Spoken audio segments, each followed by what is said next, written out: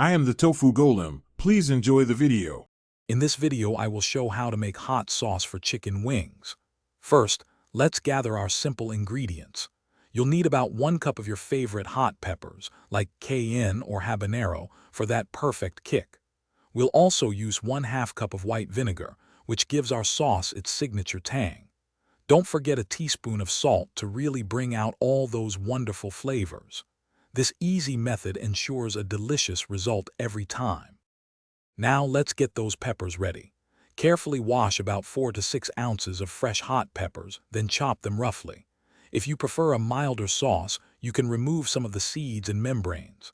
Next, transfer your chopped peppers, along with the 1/2 cup of white vinegar and 1 teaspoon of salt, into a blender. Blend everything on high for about 1 to 2 minutes until you achieve a perfectly smooth consistency. This step is crucial for a uniform sauce.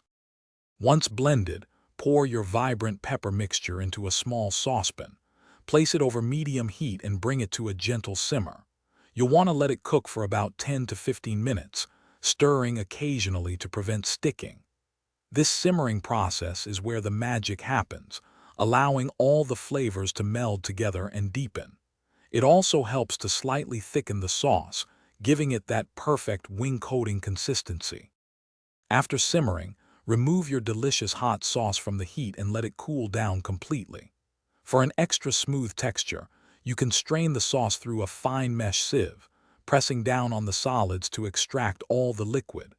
Finally, pour your homemade hot sauce into a clean, airtight bottle or jar.